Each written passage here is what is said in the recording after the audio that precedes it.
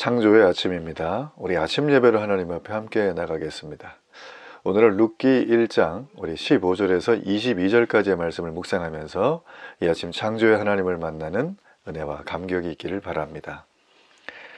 어떤 사람이 삶을 열심히 살아가고 있었습니다. 그런데 여러 가지를 다 이루고 나서 뭔가 좀 삶이 따분하게 느껴졌다고 해요.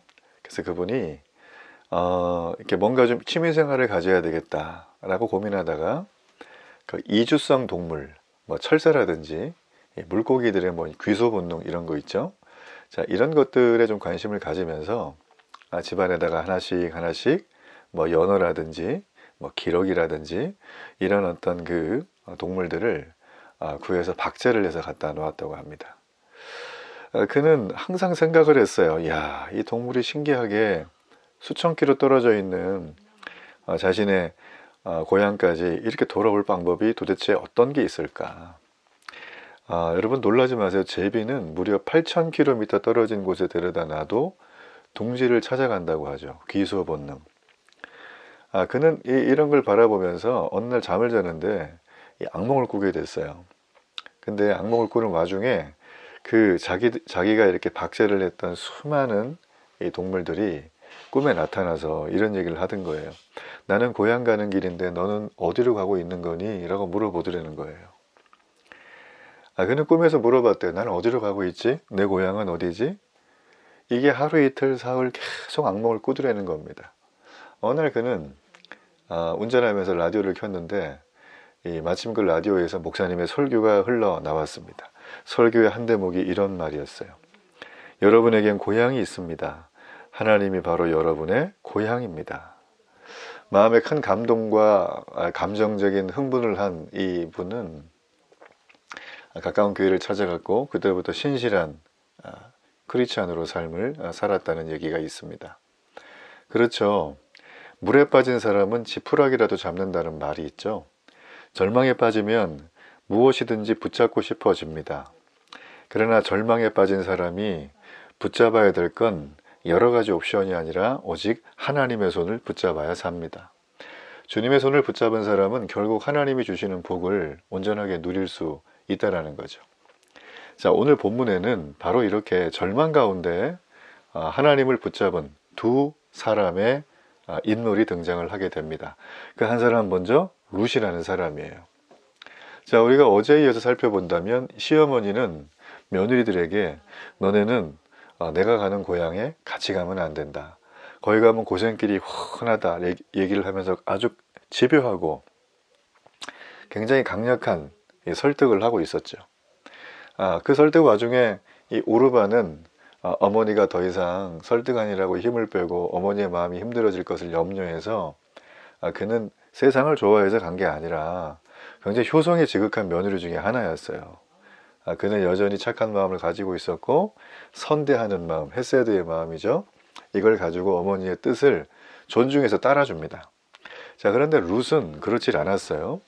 룻은 끝까지 완강하게 거부를 합니다. 15절에 보면.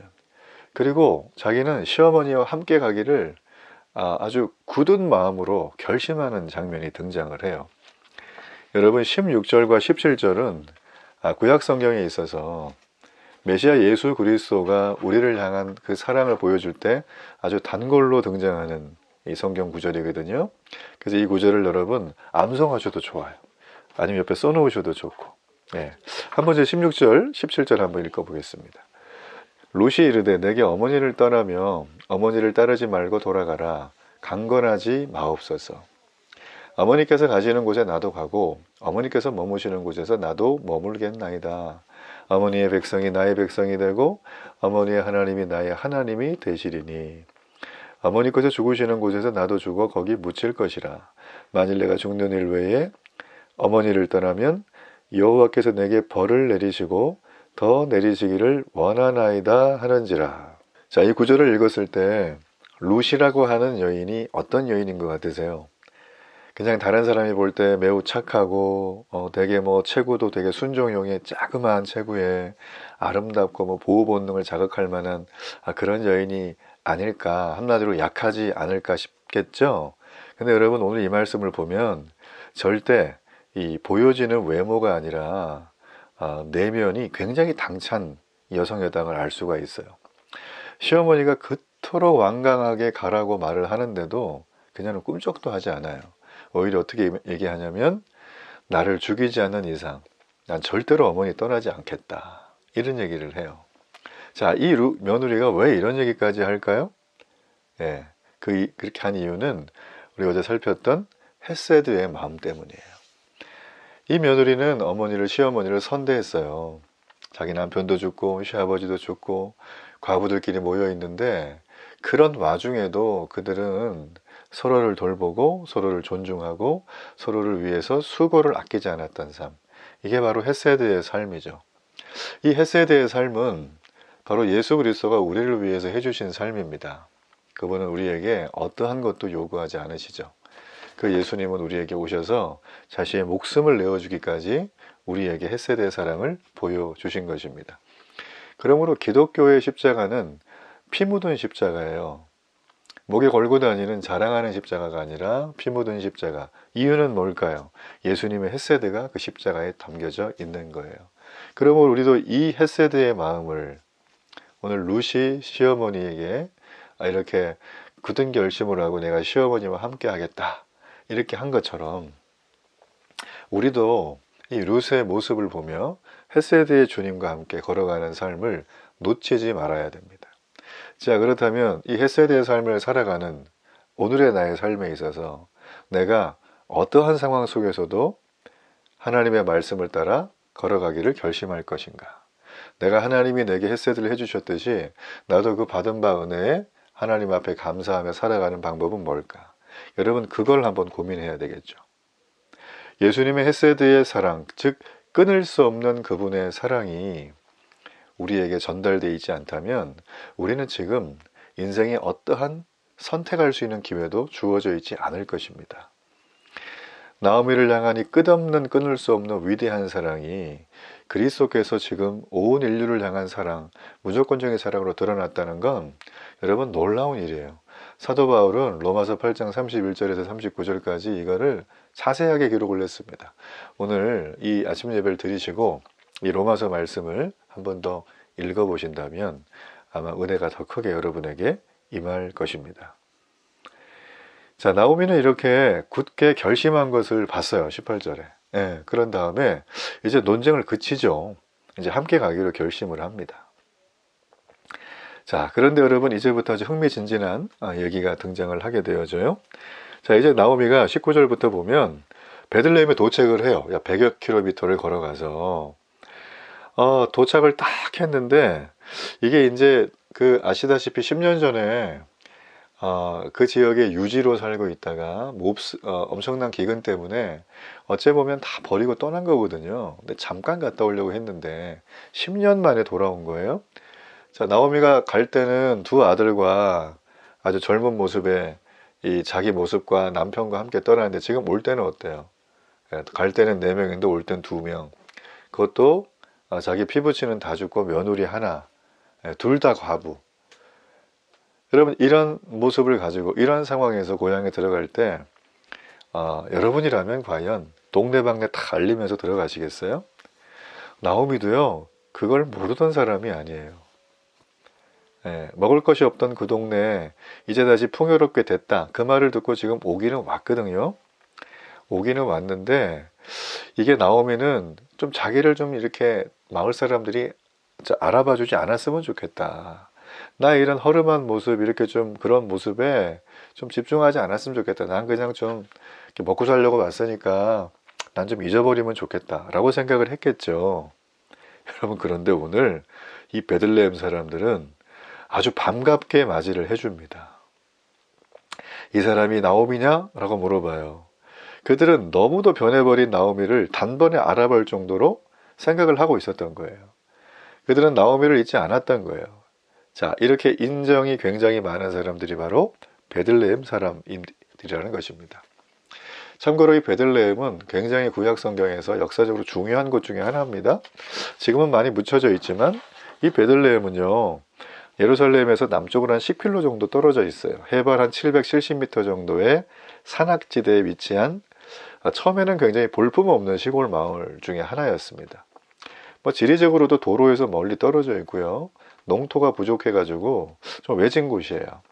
근데 구약 성경에서 이 베들레헴은 굉장히 중요한 장면마다 등장을 하죠. 창세기 라헬이 장사된 곳, 또 사사기 19장의 사건, 또 룻기의 배경이 되기도 하고요. 다윗의 고향이기도 했어요. 그리고 이제 전략적으로 중요한 군사적 요충지여서 성벽을 둘러싸기도 했던 곳입니다. 근데 주전 한 8세기경부터 이제는 좀 명성이 좀 사라지게 되죠. 네. 자, 아무튼 이 베들레헴이란 곳에 돌아왔는데 이 마을 사람들은 나오미를 기억하고 있었다라는 거예요. 그것도 환대를 하면서. 네. 환대를 하면서 기억하고 있다.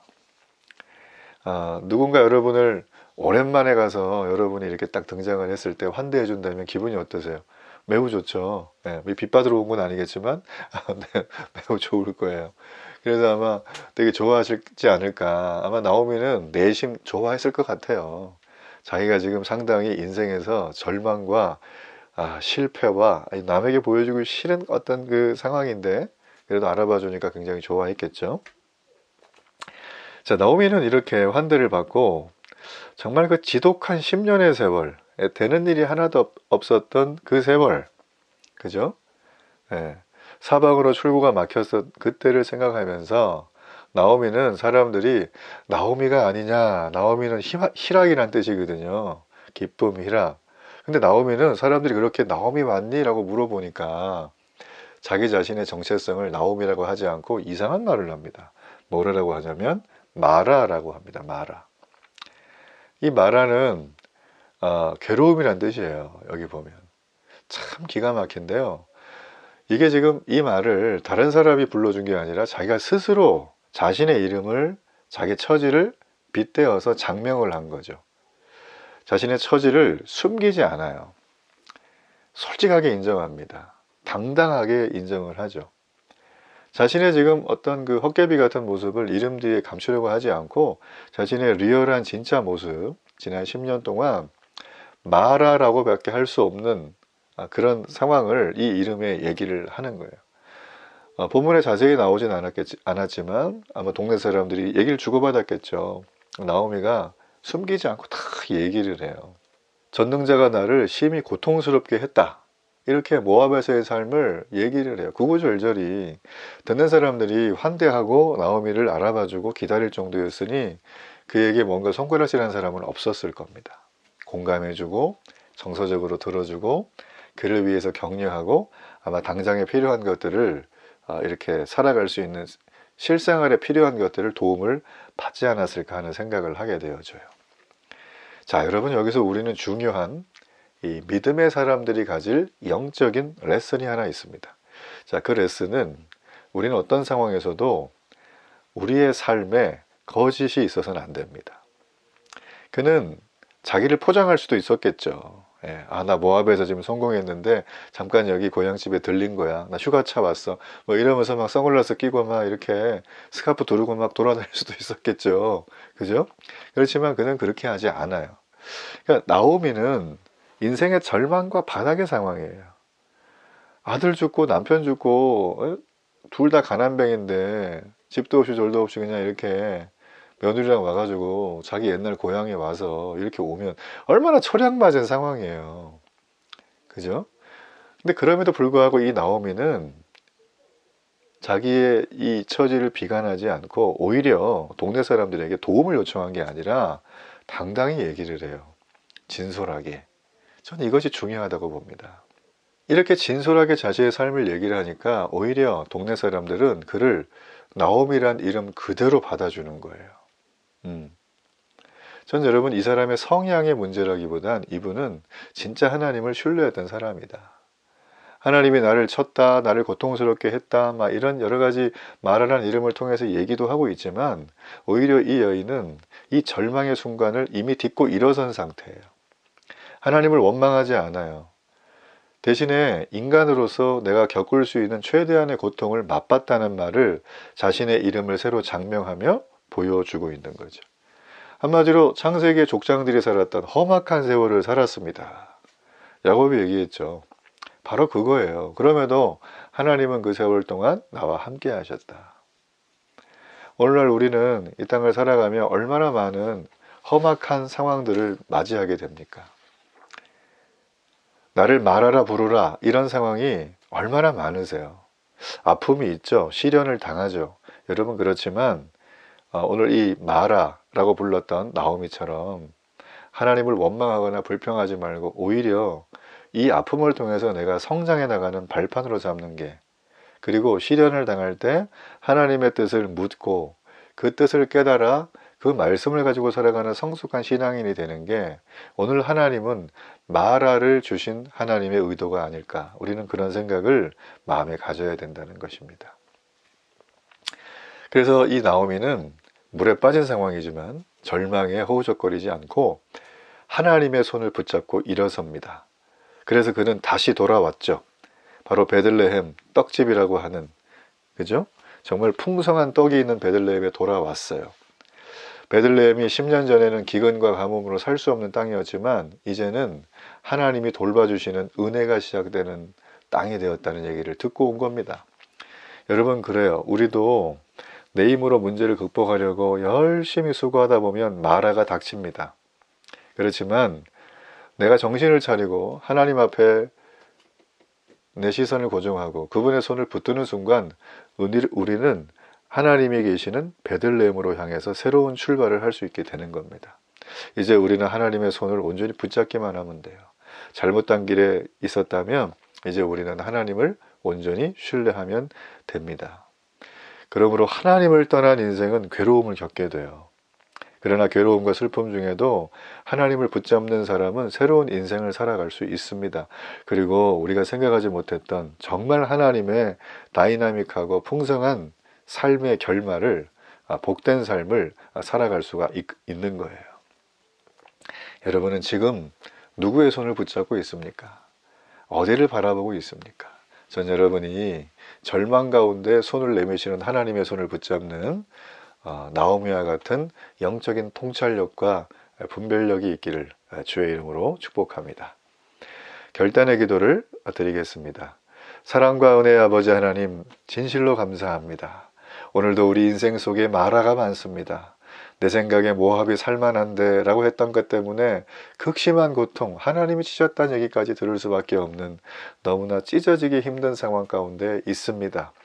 눈물이 마를 날 없는 이 상황이지만 하나님의 손을 내가 지금 봤습니다. 그 손을 붙잡고 살아가기를 원합니다. 주여 은혜를 베풀어 주시고 하나님 이 기회를 통하여 더욱 성장하고 성숙한 믿음의 사람이 되게 하여 주옵소서. 예수님의 이름으로 기도합니다. 아멘.